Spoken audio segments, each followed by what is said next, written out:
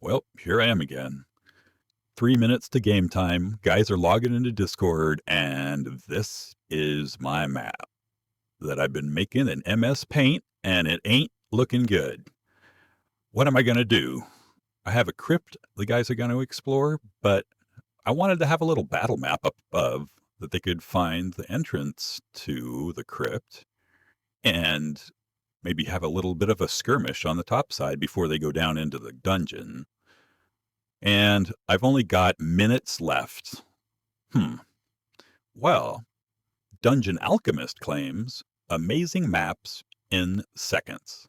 And I don't know if seconds is going to be really what we're looking at here, but I'll bet you I can do it in a few minutes if I just keep it real basic. So let's open Dungeon Alchemist and see how quickly this thing can generate a map. New map. Let's make it, not 235 squares, but maybe 25. And forest, that's fine. I kind of wanted it to be in the hills or the mountains. Let's go for hills. Broadleaf forest, evergreen clearing. That looks good to me. And there's not going to be any water, and there's not going to be any snow. Room placement, there's not going to be any water, so we don't really need to worry about this. We'll just click plateau. That way we can dig down if we want. All right. And scrolling in and out with the middle wheel on the mouse isn't really cutting it. I'm going to use the slider up in the right corner. Let's take a look and see what we have. All right. So the first thing we need is obviously a flat place to build our ruins with the stairs. So we have to go to the terrain brushes, flatten terrain. Let's make it a little bigger, the strength in the middle. And we'll just flatten this thing out right here. And I'm not too worried about what it looks like right now, because we're going to smooth it out.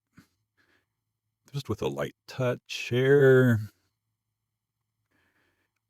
And the flat terrain will be better to build our ruins on. I'm going to mess around just a little bit. Whoa, that was a little too much. We don't want a sinkhole there. Maybe just roughen it up a little bit. And then the next thing we need to do is we need a path. To know where the path is going to go, we take a look at the grid, and I don't want the path too wide. And that looks good. So maybe a path coming in, comes around the hill, heads off this direction, and up the hill a little bit. And now the grid's just going to get in my way. I'm going to turn that off. Let's see what we have. All right. A little more dirt on the path. And object button. What do we have here? Let's clear some objects off the path so we could see it. All right. Pretty basic, but we're almost done. Let's see. A mansion? Really? No, it's going to be an abandoned ruin. That's kind of more what I thought would lead to a dungeon full of skeletons and zombies. So abandoned ruins. Sure, why not a chapel? Up in the hills, an abandoned temple or a chapel will make it fairly decently sized. Oh, we already have some ruined columns, cobwebs. This is looking great. Let's take a closer look here. All right. So now, if we take a look at this, it looks pretty good. I'm kind of disappointed that all the walls are still there. So I think I might want to change a couple of little things on it.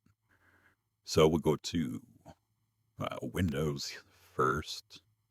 Oh, wait, this is doorways. Here we go. Windows. Ruined. And broken. Oh, yeah, perfect.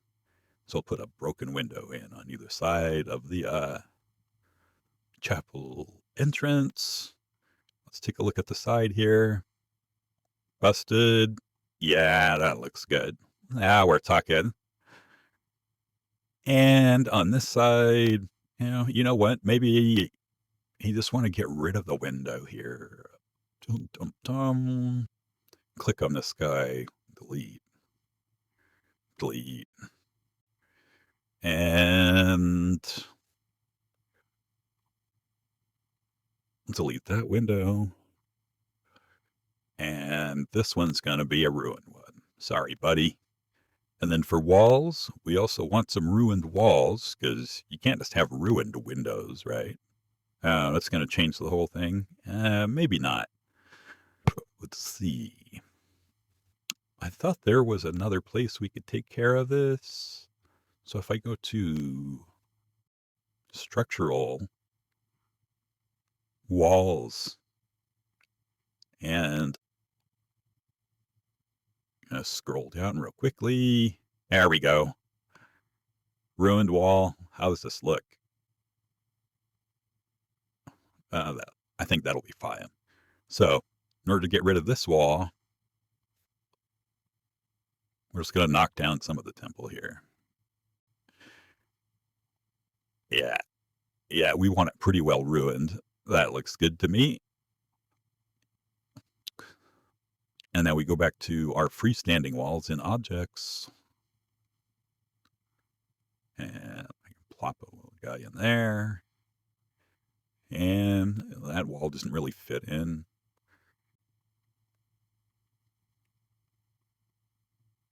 So what we could do is, I'm going to right click and get rid of that.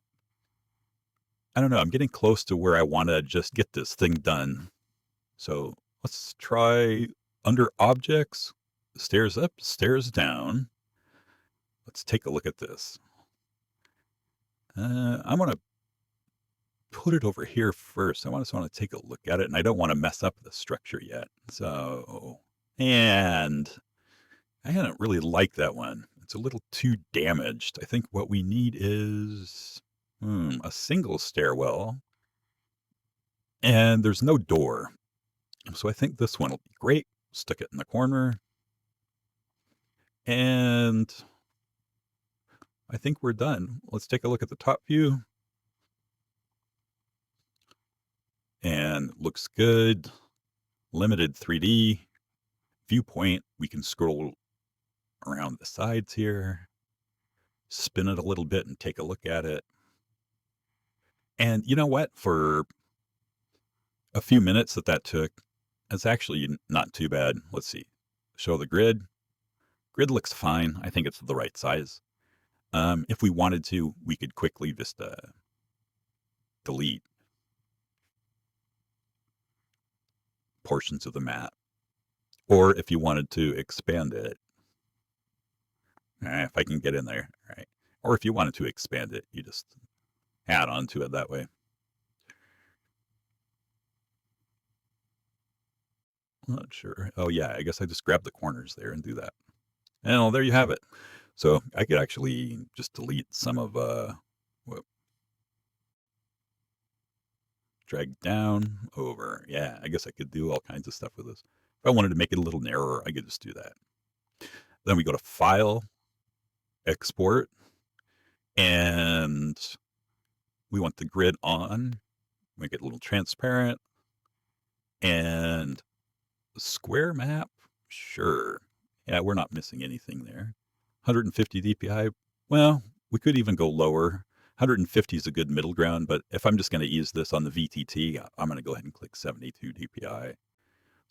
Color or black and white. If you don't have a color printer, you can still print this out and use it.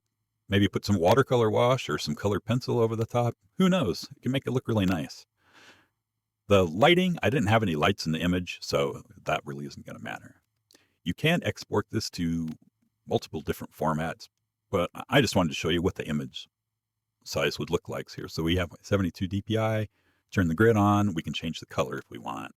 We export, we can just save it as our untitled map. Let's stick it on a desktop. There we go. And then has the folder for you if you want to open it up and look at it. Ta-da! Looking good. And you just import that image into your VTT and you're done. So, yeah, wasn't exactly seconds, but If I wouldn't have been explaining things, probably could have hashed out in half the time even. It was about 10 minutes. So really not bad. By now, all the other guys would probably be logged into Discord, waiting for the last guy that's usually an hour late, and mixing it up a little bit and getting their characters set up. So I'm looking good on time. And I just wanted to show you how quick and easy that could be if you really wanted to get something done in a hurry. Thanks for watching. There's some links down in the description if you're interested in Dungeon Alchemist. Take a look and visit our other YouTube videos and our website at bebagadventures.com. Thanks. Big, bad, evil guy.